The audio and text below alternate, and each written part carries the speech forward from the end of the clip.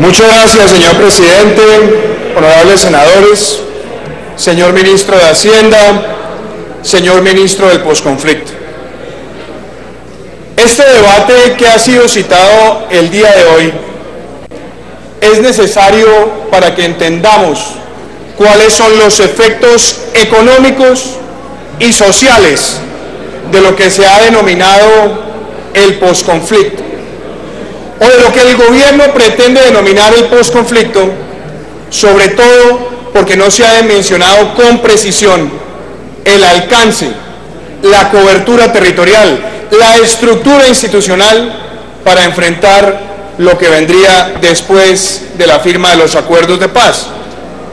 Pero preocupa además que el señor presidente de la República esté dando puntadas, que está dispuesto a hacer la convocatoria de un plebiscito para refrendar estos acuerdos sin que sean firmados y debidamente conocidos por el país.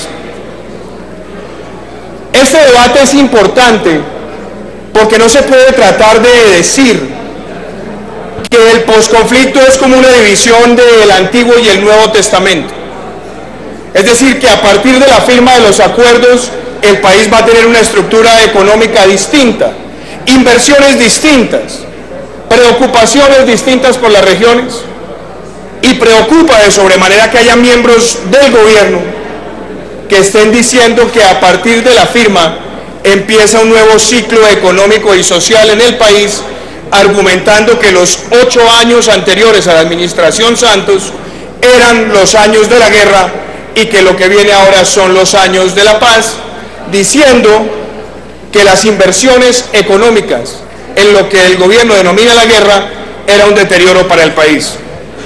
Y por eso les presento esta gráfica, honorables senadores, y usted lo puede ver ahí, senador Santos. Entre el año 2002 y el año 2010, el crecimiento económico de Colombia en lo que el gobierno llamaba la guerra estuvo por encima del crecimiento de Chile o del crecimiento de México. En el periodo que el gobierno trata de definir como la guerra, vimos que los niveles de inversión en Colombia estuvieron muy semejantes a las economías más desarrolladas de la región, inclusive a aquellas que se podría denominar que tienen bajos niveles de intercambio de fuego entre la criminalidad y el Estado. Y lo que es aún peor, en lo que el gobierno denomina la guerra, las exportaciones de Colombia crecieron más de un 240%. Entonces esto es importante para que no tergiversemos lo que realmente está en discusión, que no es un falso dilema entre paz y guerra, sino entre la recuperación de la presencia del Estado y la disminución de la criminalidad y de las afrentas de la criminalidad al Estado de Derecho en todo el territorio. Y por eso también es importante que entendamos cuáles son las circunstancias sobre las cuales el gobierno está navegando cuando habla de posconflicto.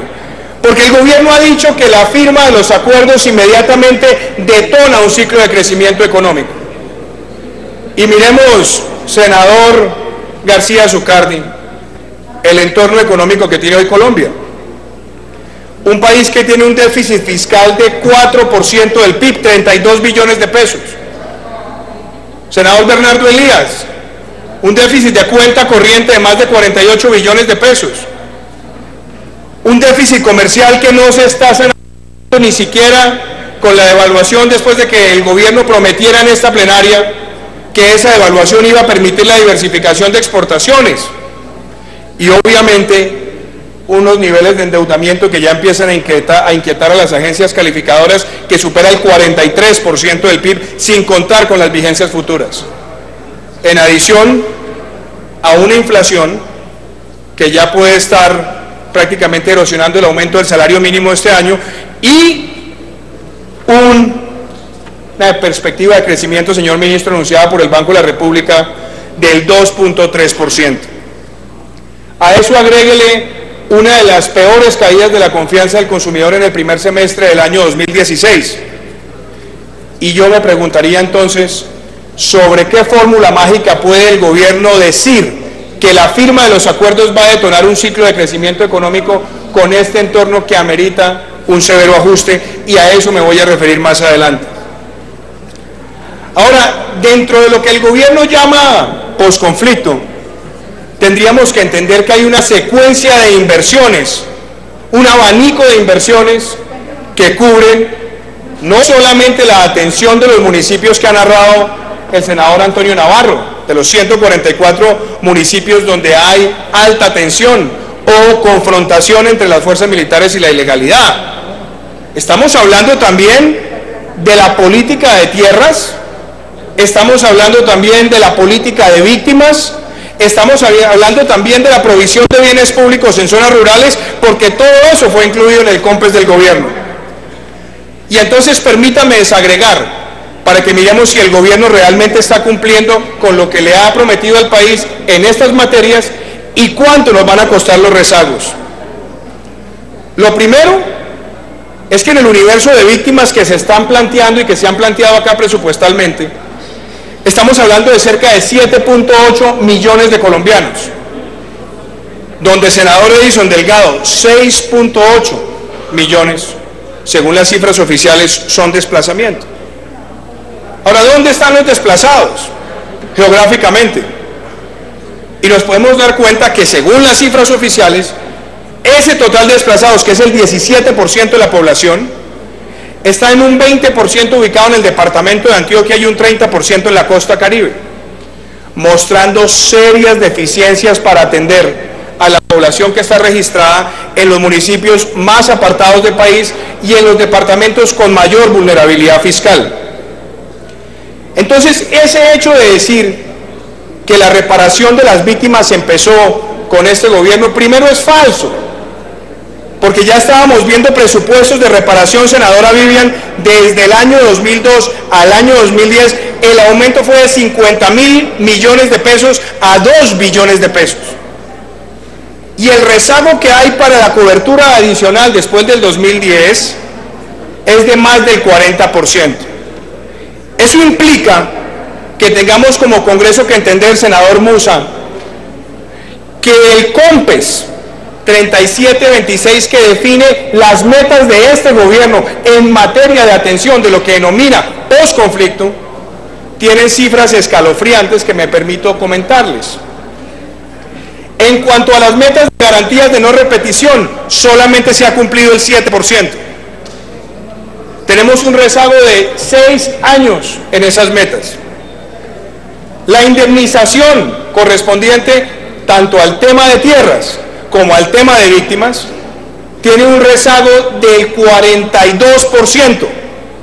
Eso quiere decir que en 6 años no solamente no se cumplió la meta, sino que estamos quedados de alcanzarla en un 42%, incluyendo las nuevas víctimas que están en el censo. En materia de restitución, solamente se ha cumplido el 18% de las metas, senador Velasco, un rezago del 80%. Y ese rezago quiere decir que a pesar de las apropiaciones que se hicieron para esa cobertura integral, no se alcanzaron las metas y hay un faltante en esos recursos para los años venideros. Y en cuanto a generación de ingresos, estamos con una cifra de cumplimiento, senador Roosevelt, del 10%. Entonces, para que quede absolutamente claro acá, porque se han presentado cifras en materia de restitución de tierras diciendo que ese es el eje central de la política de posconflicto de este gobierno, de los predios censados, que estamos hablando de 87.118 predios, solamente se ha cumplido con la restitución del 3.4%, habiendo apropiado los recursos presupuestales. Yo quisiera saber, señor ministro, cómo se va a canalizar y cómo se va a manejar esos recursos que no fueron debidamente ejecutados y cómo los va a hacer con las circunstancias de déficit que ya le narré. Pero hay una ilusión que no deja de preocuparme, senadora Arlet Casado. ¿De dónde van a salir los recursos? Y usted, señor ministro Cárdenas, el 25 de marzo del año 2015, en un foro del Consejo Profesional de Economía, mostró las cifras del posconflicto. Y usted decía, y yo creo que las cifras de pronto en ese momento eran mucho más generosas que las que usted tiene hoy, que el posconflicto se pagaría solo, porque era tan beneficioso para el país en términos de atraer inversión y crecimiento, que el solo crecimiento le daría los recursos para financiar el posconflicto. Y las cosas sí que han cambiado, porque todos nosotros vamos a entrar a la discusión muy pronto de un presupuesto sustentado en un marco fiscal de mediano plazo, donde el crecimiento potencial de la economía, contando con estas inversiones y contando con las inversiones de las 4G, está por debajo de las metas que se había fijado el gobierno. Con menor crecimiento potencial, no se le puede decir al país que el posconflicto se va a pagar solo. Además, viniendo un ajuste para los años 2018 a 2020 de cerca de 2 puntos del PIB. Vender esa ilusión es engañar al pueblo colombiano. Y entonces la pregunta es, ¿cuánto cuesta el posconflicto? ¿Cuáles son las cifras reales?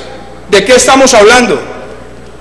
Fedesarrollo, por ejemplo, hizo un estudio muy detallado, senador Robledo, y cubría distintos aspectos: desmovilización, tierras, infraestructura, atención de víctimas, y el cálculo era de 80 a 90 billones de pesos en un periodo de 10 años, en un escenario conservador.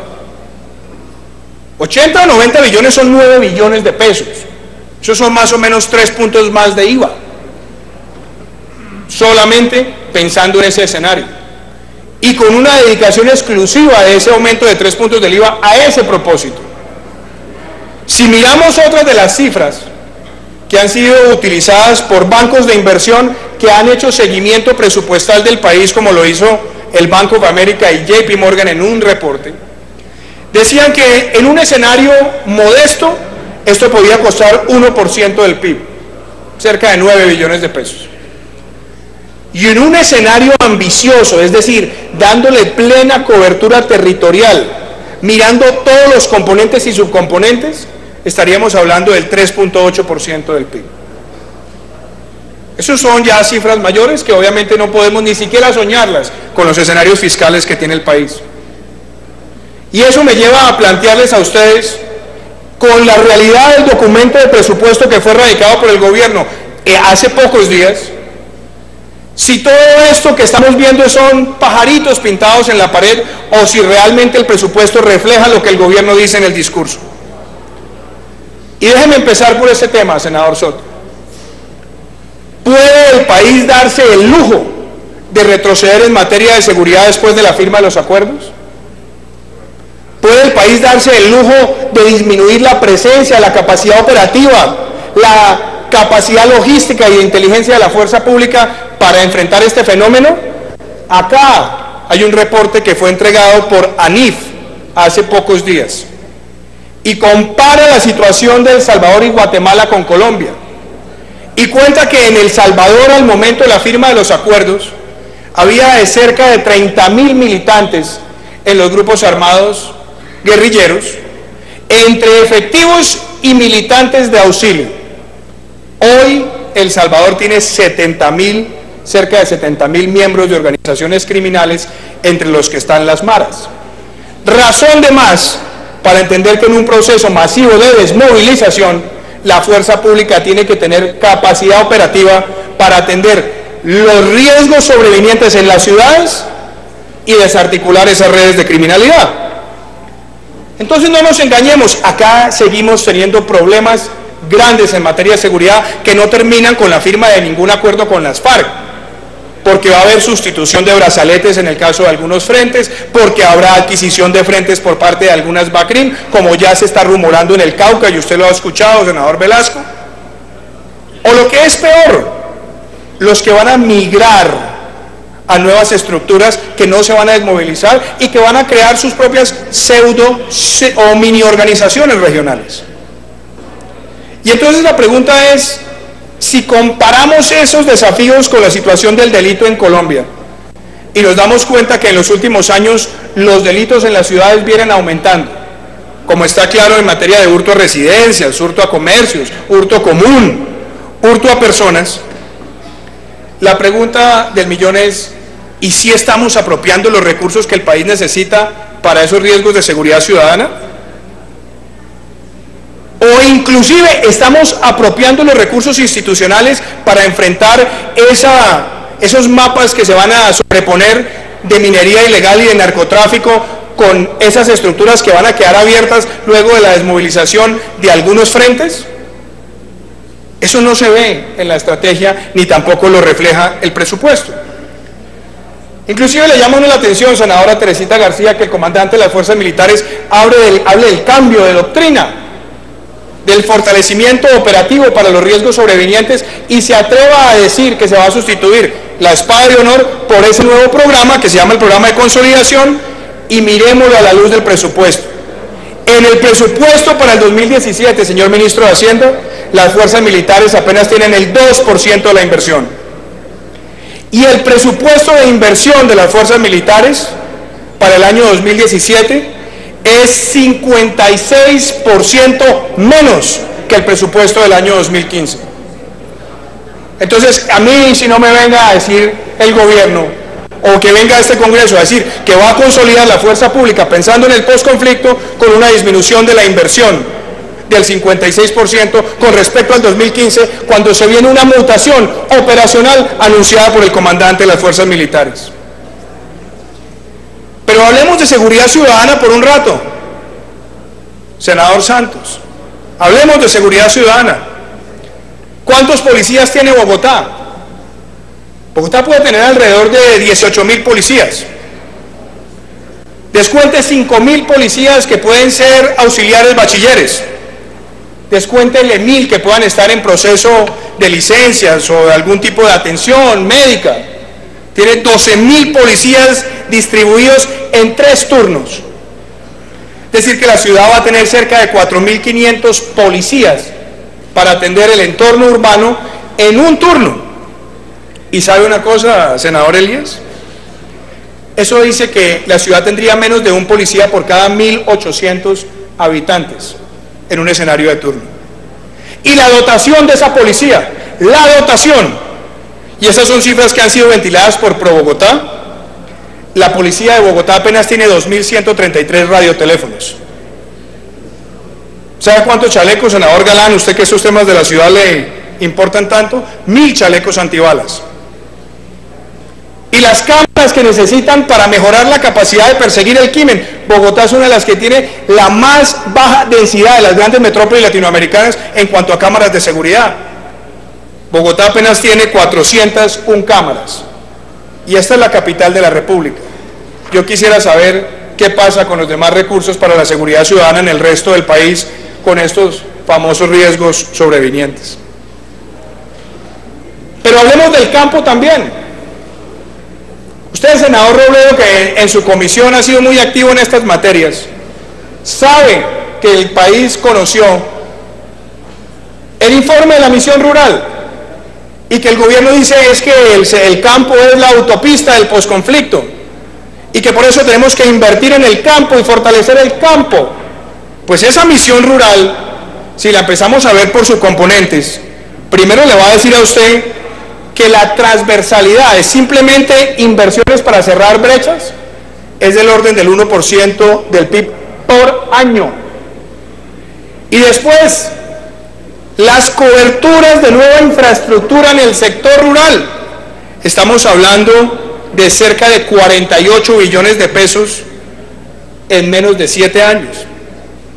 O inclusión productiva, que es otro componente, 29.4 billones en 7 años. Ordenamiento de la propiedad, otro componente, 13 billones hasta el 2030. Es decir, la misión rural nos está diciendo que para atender las demandas del sector, donde viven 12 millones de colombianos, nos vamos a tener que gastar 195 billones de pesos entre el 2016 y el 2030. Recursos que, por supuesto, ministro Cárdenas, no los hay, porque estamos hablando de 13 billones de pesos nuevos por año. Pero miremoslo con el presupuesto que ya nos presentaron, analicémoslo. Y aquí sí que se van a sorprender. Supuestamente este es el año donde vamos a firmar los acuerdos. y el gobierno se atreve a esa famosa y dicha autopista del posconflicto darle 57% menos presupuesto de inversión que el del año 2015. Yo les pregunto, ¿realmente ustedes pueden creer en esa cifra? ¿La autopista del posconflicto, como lo ha dicho el presidente de la República? ¿La misión rural? ¿Y quitarle 57% de los recursos con respecto a hace 2 años? Por favor, que el gobierno no sea desfachatado de venir a presentarle estas cifras al gobierno y después hacer un incumplimiento en nuestras narices. Justicia. Aquí también se ha hablado mucho, y hay una cifra muy interesante, senador Navarro, del Consejo Superior de la Judicatura, con respecto a la Justicia Especial para la Paz. Está diciendo que esa justicia puede costar 2 billones de pesos, y no sabemos cuál va a ser el aparato estructural que tiene. No conocemos el presupuesto de la Fiscalía de la Jurisdicción Especial para la Paz, que tiene facultades prácticamente presupuestales ilimitadas, porque se dice que hay que dotarlo de todos los recursos que se requieran para el desarrollo de sus funciones, y no se conocen sus funciones. La situación de vulnerabilidad de personas vulnerables, que también es un componente que no se puede dejar al margen, y a mí me interesa que ustedes entiendan esto. En Colombia tenemos hoy cerca de 100 mujeres desplazadas por cada 96 hombres desplazados. Y solamente el 9.3% de los desplazados son mayores de 60 años. Pero en los próximos 10 años, el número de desplazados mayores de 60 va a llegar a 2.1 millones de personas. ¿Y qué tipo de cubrimiento tienen? ¿Los vamos a atender solamente con BEPS, con adulto mayor? ¿Dónde está la política de protección social para ese segmento? ¿Dónde está definida en los documentos del COMPES de posconflicto? No están. Y en el tema de reinsertados también hay otro desafío, porque aparece registrada en la presidencia cerca de 49.000 desplazados, donde hay 13.000, perdón, desplazados no sino reinsertados, hay 13.000 que ya hicieron el ejercicio y hay 18.000 que todavía no tienen registro. Esos que no tienen registro necesitan programas de empleo, de atención, que por estar pensando en un programa adicional de cobertura a 144 municipios, quedaron sin una clara definición presupuestal en el documento que fue presentado por el Ministerio de Hacienda hace pocos días. Entonces, permítanme ir resumiendo sobre las falsas verdades de lo que el gobierno ha denominado posconflicto. Lo primero, vienen al Congreso a decir, ahora sí las regiones van a tener recursos, las regiones apartadas. No, señor, la cobertura de la política social del Estado colombiano no depende de un papel con las FARC, porque esos municipios ya estaban mapeados, ya se sabía cuáles eran las necesidades particulares en materia de infraestructura, y hacían parte del plan de recuperación territorial que tenía este país desde el año 2006. Las víctimas son el centro. Bueno, si son el centro, ¿por qué no se ve en el presupuesto las cifras de reparación? Y si son el centro, ¿dónde están, doctor Pardo, los compromisos de las FARC con esos recursos criminales del narcotráfico y del secuestro? ¿Cuáles son los compromisos de aportes del dinero de ellos? ¿O será que entonces todos los colombianos que debían, que pagan impuestos, van a tener que pagar esa factura? El gobierno ha tratado de minimizar el costo. Dice, esto va a costar menos del 1% del PIB por año. Pues ya hemos visto que no. Y que si no lo hacemos después de crear esas promesas, lo que vamos a generar en este país es una mayor exacerbación de la protesta social. Queda claro que no se puede reducir el presupuesto de defensa, porque de lo contrario se queda en el papel todo lo que ha sido anunciado por el comandante de las fuerzas militares. Queda claro que hay un déficit de recursos que tienen las policías metropolitanas para atender los riesgos de la criminalidad en las ciudades. Acá se ha dicho que se va a priorizar la inversión en 155 municipios. Pues si ustedes miran el contexto presupuestal del COMPES y los rezagos, esos 155 municipios no aparecen como los mayores beneficiarios. Está el tema del campo, que ya lo mencioné, y el de los grupos vulnerables. Entonces quiero cerrar con esto. Todas estas cifras del posconflicto en un país que tiene un déficit de 4% del PIB, nos quiere decir, primero, que según el marco fiscal de mediano plazo, el próximo gobierno entre el 2018 y el 2020 va a tener que hacer un ajuste fiscal de 2 puntos del PIB. ¿Cómo va a hacer para cumplir estas promesas? Y ahora se habla de la reforma tributaria. El reporte de los expertos se conoció en diciembre del año pasado y llevamos 8 meses sin conocer una sola propuesta por parte del gobierno. Y ahora se rumora que esa reforma solamente será conocida por el Congreso después del plebiscito. ¿De verdad espera el gobierno discutir una reforma estructural, senador Juan Carlos Restrepo, en 8 semanas? ¿En 8 semanas una reforma estructural en horno microondas a pupitrazo limpio? Hay que tener mucho cuidado con eso, porque miren las cosas que se están pensando por los expertos. Claro, hay recomendaciones de los expertos que uno podría decir son acertadas, pero hablemos del recaudo, senador Antonio Guerra. Según el reporte de los expertos, de cada 100 pesos nuevos de recaudo, 96 pesos son IVA. IVA que lo quieren subir al 5% a los huevos, a la leche, al queso fresco, al pollo, a los productos de la canasta familiar básica. Se está hablando de un aumento del 10% en la tarifa de bienes como el Internet popular para los estratos 1, 2 y 3, dificultando el acceso a la tecnología para ese segmento. Los teléfonos inteligentes, y fuera de eso una tarifa general del IVA del 19%. Pero eso no es todo.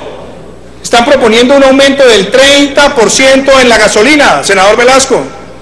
30%, en un país que tiene una inflación que se está convirtiendo depredadora para las familias de más bajo ingreso, porque están viendo erosionados sus recursos. Se ha planteado por parte de algunos miembros acá el impuesto a los dividendos, que estamos abiertos a su discusión, pero miren lo paradójico. Si ustedes prácticamente ponderan lo que va a ser el impuesto de renta y el impuesto a los dividendos para alguien que quiere invertir, casi que da lo mismo dejar la plata invertida en un TES que convertir esa plata en una inversión productiva para tener una empresa, generar empleo y por ende generar formalidad en la economía. Eso no le sirve a Colombia, ese modelo no le sirve a Colombia. Entonces, señor ministro, me parece muy bien que ustedes estén hablando de posconflicto, pero yo prefiero que el país empiece a hablar del post-Santos, porque en el post-Santos vamos a tener un ajuste fiscal supremamente duro por el legado que le están dejando ustedes de derroche de gasto público de los últimos años. Van a dejar unas promesas sociales que están plasmadas en los documentos de posconflicto sin tener los recursos apropiados y planeados para atenderlo, en un momento donde van a tener una exacerbación de la protesta social por un grupo del cual no tenemos plena certeza si va a tener la capacidad, la fuerza pública de controlar que tenga una mano en la criminalidad. Y por supuesto esto trae una gran desconfianza. Entonces yo creo que la presencia de los señores ministros hoy sirve para que hagamos unas reflexiones. La primera, dejemos de legitimar muchas de las causas de la violencia, porque aquí se ha tratado de decir que este país es violento porque hay pobreza. No, señor, aquí hay pobreza porque se le ha dado mucha rueda suelta a los violentos. Muchas gracias, presidente.